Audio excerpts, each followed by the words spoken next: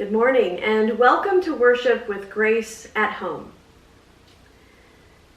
We come as the joyful people of God to gather around God's throne of grace and celebrate our risen Lord.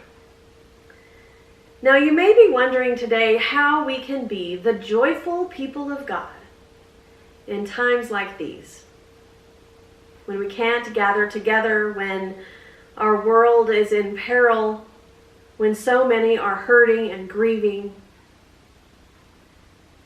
But we do so today and every Sunday, gather as the joyful people of God because we know in faith that Christ is risen.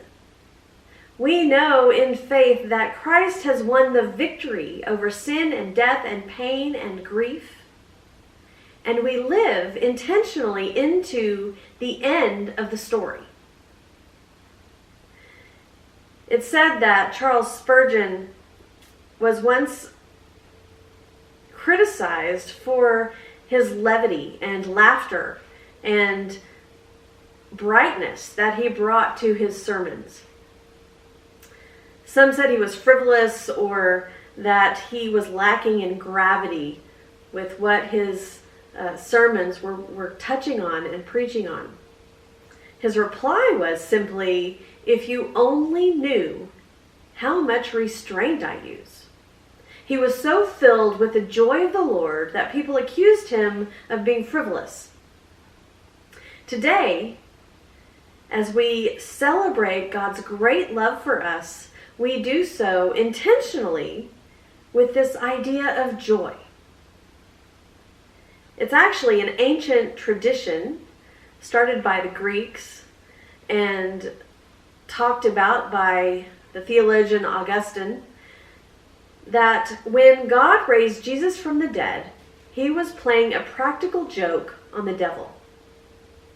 So throughout the ages, Christians have, on this second Sunday of Easter, turned to this idea of joy.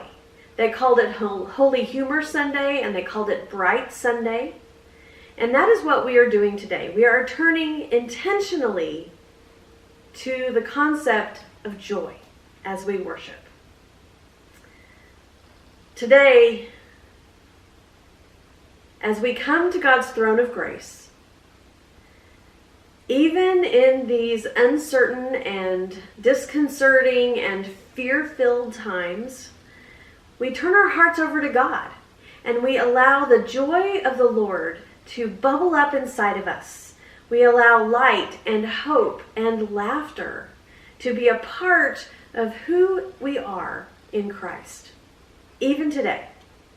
Today we celebrate, as we always do, that Christ is risen.